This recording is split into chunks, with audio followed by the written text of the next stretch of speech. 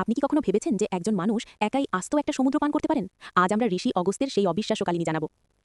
Hindu story টেলসে আপনাদের স্বাগতম। বিশ্ব ব্রহ্মাণ্ড সাহসিকতার অনেক গল্পে পূর্ণ, কিন্তু ঋষি অগস্ত্য এবং কালকেয় অসুরদের গল্পের মতো বিস্ময়কর কাহিনী খুব কমই আছে।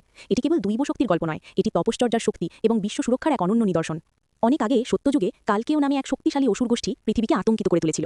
তাদের নেতা ছিল ভয়ঙ্কর বৃত্রাসুর। তারা দেবকুল এবং মানবজাতির জন্য এক ধ্রুব হুমকি ছিল। ইন্দ্র বৃত্রাসুরকে পরাজিত করার পর অবশিষ্ট কালকেয়রা এমন এক জায়গায় লুকিয়ে থাকার সিদ্ধান্ত নিল যেখানে কেউ পৌঁছতে পারবে না। তারা বিশাল এবং অতল সমুদ্রের গভীরতাকে বেছে নিল।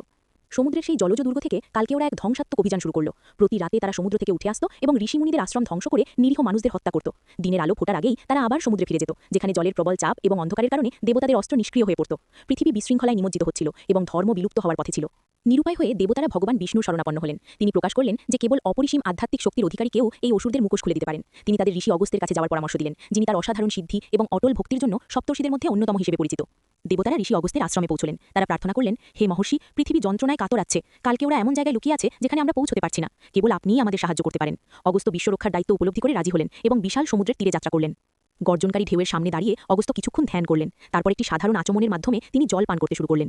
দেবতাদের বিস্ময় এবং অসুরদের আতঙ্কে সমুদ্রের জল কমতে শুরু করল। ঢেউয়ের পর ঢেউ সেই ঋষির করতল দিয়ে ভিতরে চলে গেল। মুহূর্তের মধ্যে বিশাল সমুদ্রের তলদেশ শুকিয়ে খাঁ খাঁ করতে লাগলো।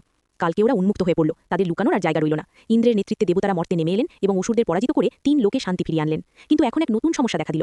সমুদ্র যে একদম খালি, প্রকৃতির ভারসাম্য নষ্ট হয়ে গেল। অগস্ত্য ব্যাখ্যা করলেন যে তিনি যে জল পান করেছেন তা ভবিষ্যতে তখনই মুক্ত হবে যখন স্বর্গীয় গঙ্গা নদী মর্তে অবতীর্ণ হবে। এই ঘটনাটি পরে কয়েক শতাব্দী পরে রাজা ভাগীরথীর কিংবদন্তি তপশ্চর্যার পটভূমি তৈরি করেছিল।